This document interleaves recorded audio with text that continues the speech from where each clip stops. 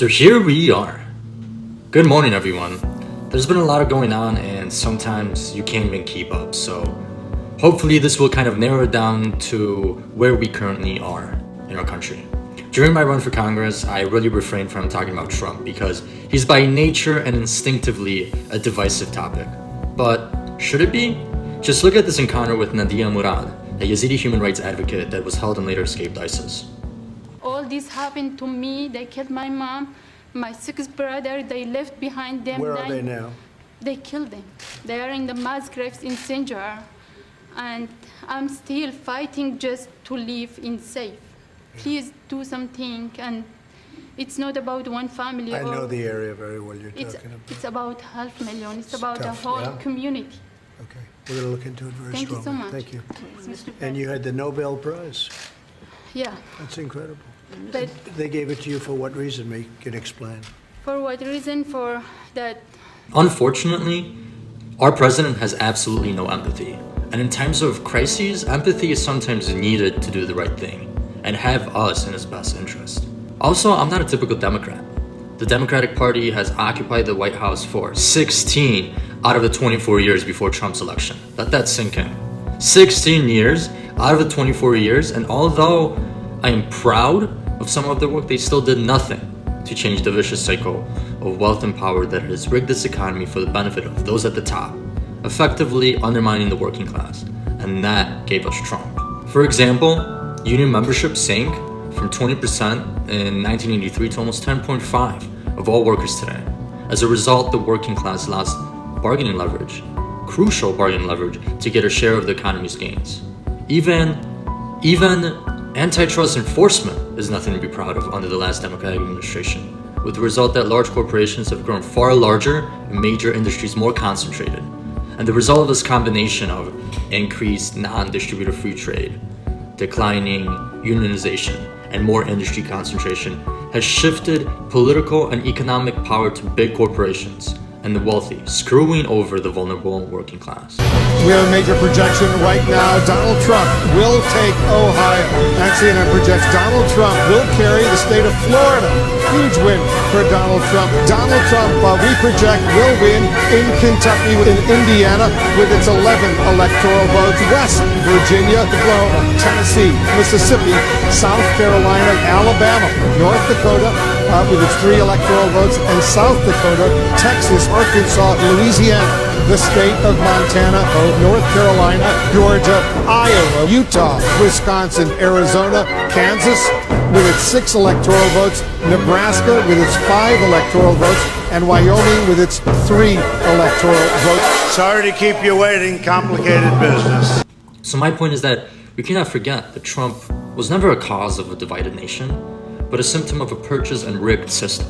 And on to my point, Obama could have rallied the working class and built a coalition to grab back from the emerging oligarchy, but chose not to. Obama was the first presidential nominee since Nixon to reject public financing in his primary and general election campaign. And here's Obama's response back in 2008. Well, the system's broken because what we've got is a system, as I said yesterday, that where we see 527s, the RNC, or the DNC, outside groups, raising vast amount of money, much of it undisclosed, from special interests, from PACs, from lobbyists, and that amount of money last election cycle dwarfed some of the money that was spent within the system. Now, if you look at what we've done, we don't take PAC money. We don't take money from federal registered lobbyists. We've now imposed those same rules on the DNC. 90% of our contributions are from small donors.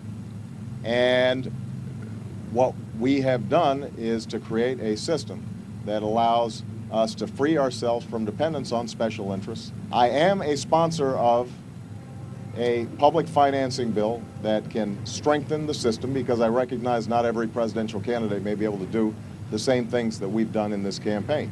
And so my commitment to fixing the system remains. Exactly 12 years later, his partner, Uncle Joe, gave this response. Who has the power? And I'll tell you who has the power. It's the people who contribute money, the billionaires who contribute money to political campaigns, who control the legislative agenda. Those people have the power.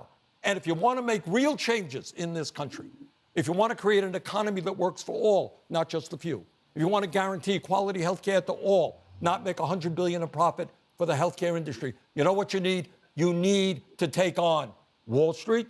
You need to take on the drug companies and the insurance companies and the fossil fuel industry. You don't take campaign contributions from them.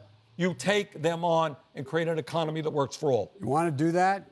Do what I proposed over 30 years ago. Federally fund all elections. No private contributions in the election process. If you want to do that, join me. Join me in my constitutional amendment that I've been proposing. Maybe you and I can work on that together, because that would fundamentally change.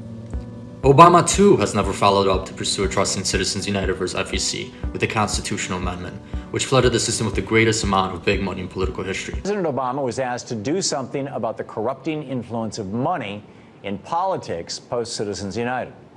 He responded by calling for the Disclose Act to be passed to at least add transparency to all the spending. And then he went further, saying, over the longer term, I think we need to seriously consider mobilizing a constitutional amendment process to overturn Citizens United, assuming the Supreme Court doesn't revisit it. Even if the amendment process falls short, it can shine a light on the super PAC phenomenon and help apply pressure for change. So here we are, stuck with Trump, who uses racism, hateful xenophobia, misogyny, and nationalism to intensify the working class's economic anxiety. We talked a lot, John, over the course of the campaign about the importance of the white working class, and now we have this detailed look at what drives their politics. Can you take us through what the survey found? At its core, Anderson, what drives the politics of the white working class is economic anxiety and feeling left out of the economy and feeling ignored by government. Look at this. Will your children be worse off? Essentially, the American dream question. Will your children be worse off than you? 50% of the white working class thinks the answer to that is yes, that their children will be worse off than they are. And as you can see, the black working class is 43%, but white college graduates, Latino working class, this is a much higher number than these other subsets. Economically, they are pessimistic about what comes down the road for themselves, but more importantly, for their children. Also, they don't think government understands this problem and understands them. How well does government represent your views? The percentage saying not at all well. Look at this, 56%, much higher than these other groups. Nearly 6 in 10 members of the white working class say, my government doesn't get me. It doesn't represent my needs and my concerns. You could understand why an outsider like Donald Trump would appeal to somebody like that. Economics again. What do trade agreements do here? What impact do they have? Only 5% of the white working class say international trade agreements create jobs in the United States. That's what the president says. That's what Hillary Clinton said for a long time in her political career. They agree with Donald Trump. 69% of the white working class says trade agreements bleed jobs from the United States. Only 21% say they make no difference at all. Now, remember that 70% number, just about 69% there. Shouldn't surprise you then. Of those considering voting for Donald Trump, members of the white working class, 79%, Anderson. So nearly 8 in 10 members of the white working class who say, I'm thinking about voting for Donald Trump, agree that trade agreements cost U.S. jobs. Among the white working class who say they're not thinking about Trump, still a pretty high number, 61%. But 8 in 10 think of white working class voters who are thinking about voting for Trump, they're with him on this. They think NAFTA should be ripped up like Donald Trump promises. What about immigration? More specifically, Trump's calls to be tougher about letting Muslims into the United States. No question, that same anxiety and now security anxiety factors in. First, more broadly, this is just the white working class. Immigrants today burden the country or strengthen the country? Nearly half, 47% of the white working class say immigrants are a burden on the country today, only 40%. And we don't have the other groups up here, but this is higher. This 47% who say this is a burden, that's higher than other groups, especially white college-educated voters. The Democrats, and I'm not talking about just the Democratic establishment, but Democratic voters, could have defeated this authoritarian populism that we see today with an agenda of a reform, an effective anti-establishment movement, but they chose not to and continue to choose not to. And when we get rid of Trump, the cycle will continue because populism always returns, and as long as we have the current system intact, a system that is so obviously corrupt, one-sided, and bought, people will continue to lose trust. So with this said, as long as both sides of the aisle are taking money from some of the same interests, nothing will change. Look at Biden, for example, and how aligned he is with the pharmaceutical lobby, and how much money he has taken from them. And 30 years he's been talking about a constitutional amendment. We need reform, and we need reform now.